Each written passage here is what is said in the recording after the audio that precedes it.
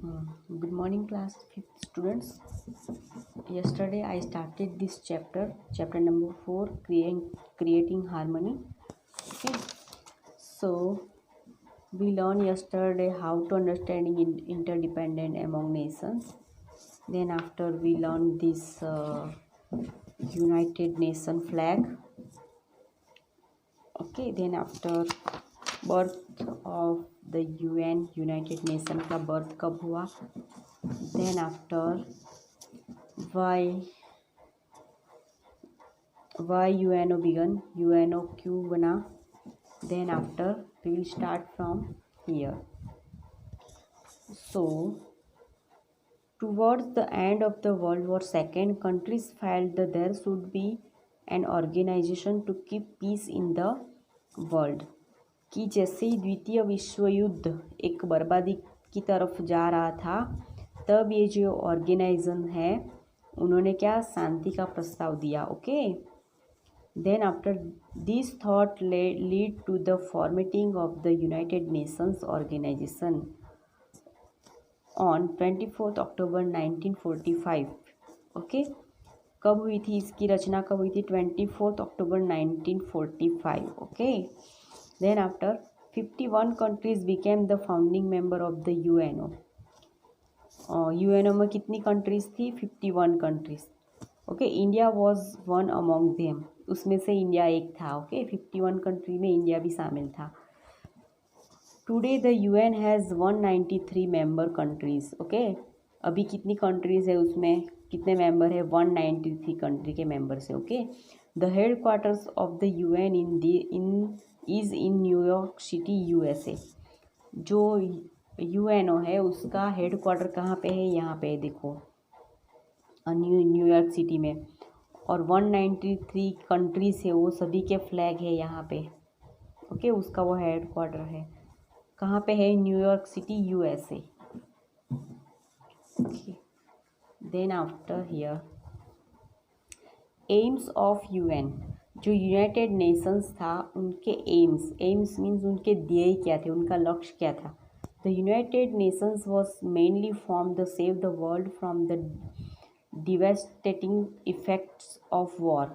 कि जो United nation है उनका जो मेन फॉर्म था क्या था, कि उनका लक्ष्य क्या था, कि जो युद्ध के कारण जो इफ़ेक्ट हुए हैं दुनिया में, वर्ल्ड में, पूरे विश्व में जो विनाश हुआ है, कि जो भयानक विनाश हुआ है, तो उनको ठीक करना है. उनका जो नेशन, उनका मेनली फॉर्म क्या था, वो बचाना है. ओके, जो विनाश है उनसे उनको सबको बचाना है. So the main aim of the UN is to keep world peace by stopping war and conflict. और जो सबसे मेन एम था, जो मुख्य ध्येय था, वो कौन सा था? कि जो दुनिया में क्या करना है? शांति फैलाई रखनी है, दुनिया में शांति रखनी है. क्यों? और जो युद्ध है और जो एक दूसरे के बीच घर्षण है उसको बंद करवाना है. Okay, the UN sends its peace keeping force to nations where there are wars. कि जो यूनाइटेड नेशन था वो क्या करता था, कि जो पीस कीपिंग फोर्स है, ओके, जो आर्मी लोग होते हैं, सोल्जर्स होते हैं, वो वहाँ पे जहाँ पे वॉर्स होते हैं वहाँ पे उनको भेजते हैं और वहाँ पे उनकी सुरक्षा के लिए भेजते हैं. Okay, the piece keeping force is an army of soldiers from the member countries of the UN. ये जो पीस कीपिंग फोर्स है, वो आर्मी, जो सोल्जर्स होते हैं वो कौन होते हैं? जो कंट्रीज़ के मेंबर्स होते हैं यूनाइटेड नेशन के, उन्हीं के वो लोग सोल्जर्स होते हैं. ओके,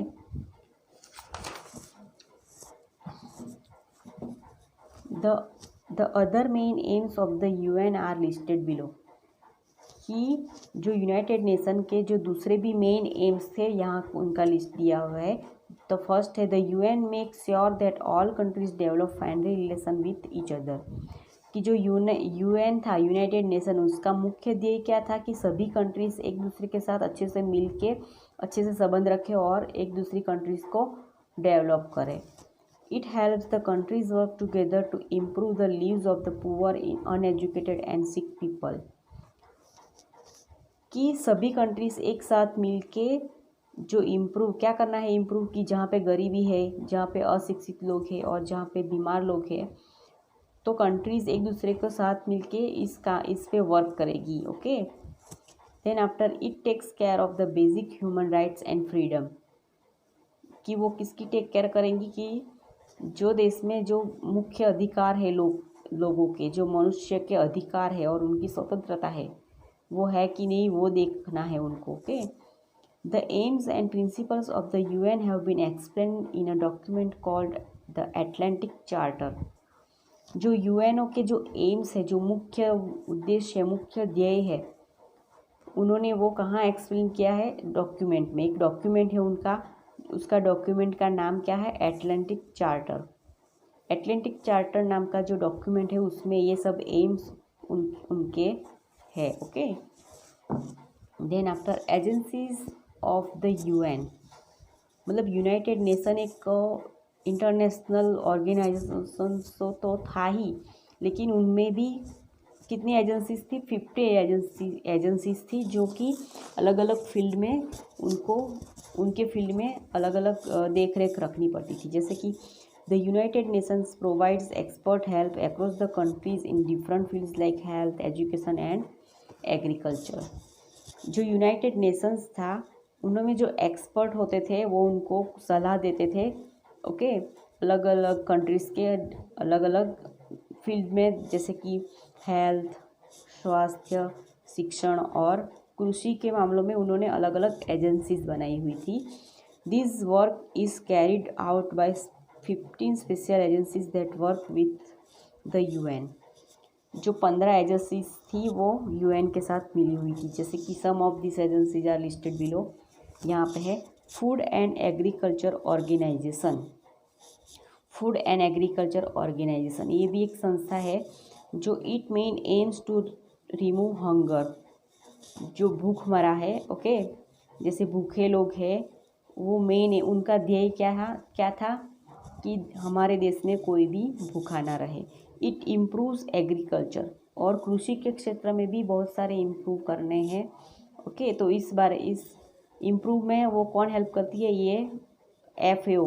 ओके, ये organization it helps arrange food during the times of war, natural disaster like famines, floods etc।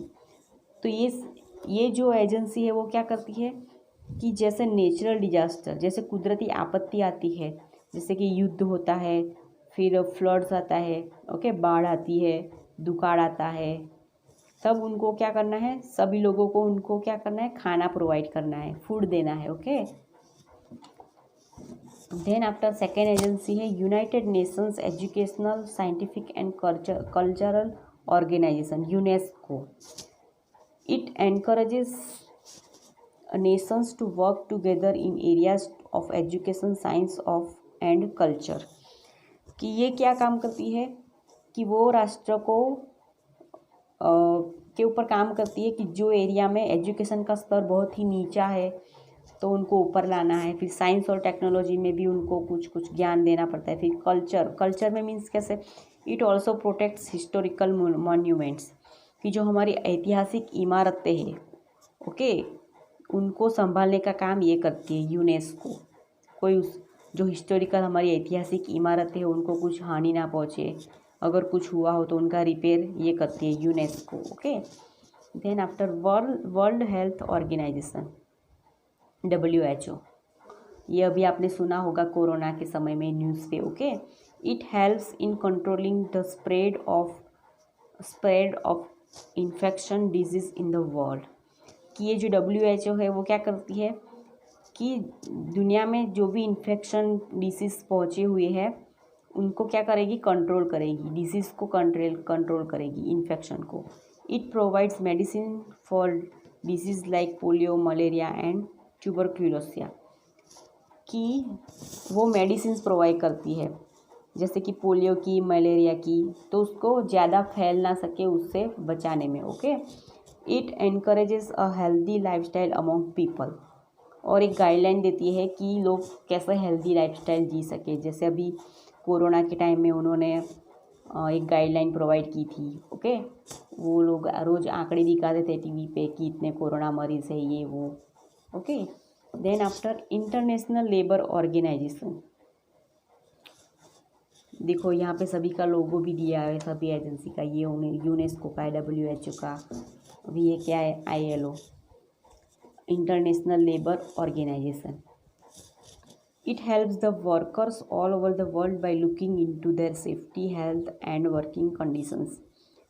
ये किस में हेल्प करती है कि जो वर्कर्स है, जो फैक्ट्री में, बड़ी बड़ी फैक्ट्री में काम करते हैं, तो उनकी सेफ्टी के लिए और उनकी हेल्थ के लिए वो एक गाइडलाइन देती है। ओके, और वर्किंग कंडीशन कि इनको इतने ही घंटे काम करना है। ओके, तो ये सब जो गाइडलाइन है वो कौन देती है, International Labour Organization. It looks into the problems of the child labour. Okay, तो चाइल्ड लेबर है, ओके, वो इलीगल है, तो वो चाइल्ड लेबर होता है कि नहीं यहाँ पे, वो भी देखना पड़ता है उनको। Okay, it tries to improve the working condition of women workers, कि जो वर्किंग वुमेन्स है, कई कई जगह पे कंपनियों में वुमेन भी काम करते हैं, तो मतलब ज़्यादा हार्ड वर्क ना करना पड़े, उस हिसाब से वो उनको इम्प्रूव करते हैं।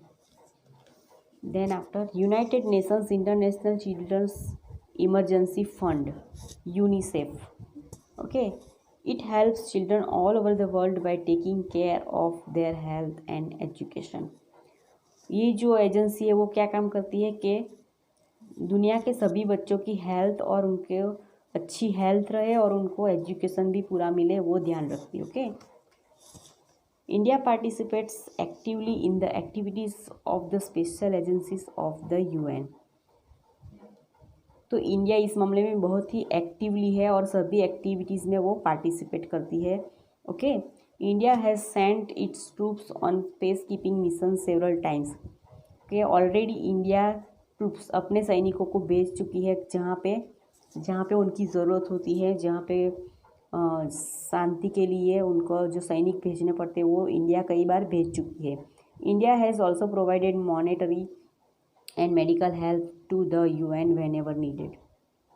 ओके, तो जो इंडिया की एजेंसी है वो UN को बहुत सारी ज़रूरतमंद पूरी की है, जैसे कि मॉनेटरी, ओके, फाइनेंशियली भी और मेडिकल भी उन्होंने अच्छे तरीके से मदद की है। After all India values teach us to treat the whole world as one family and pray for the happiness and health of all. कि आखिर में इंडिया ही हमें सिखाती है कि पूरे दुनिया को एक फैमिली की तरह रहना चाहिए और भगवान से ये प्रार्थना करनी चाहिए कि सभी लोग खुश रहे और सबका स्वास्थ्य भी ठीक रहे। Okay, so here our chapter is finished. I hope you all of you understood very well. Thank you.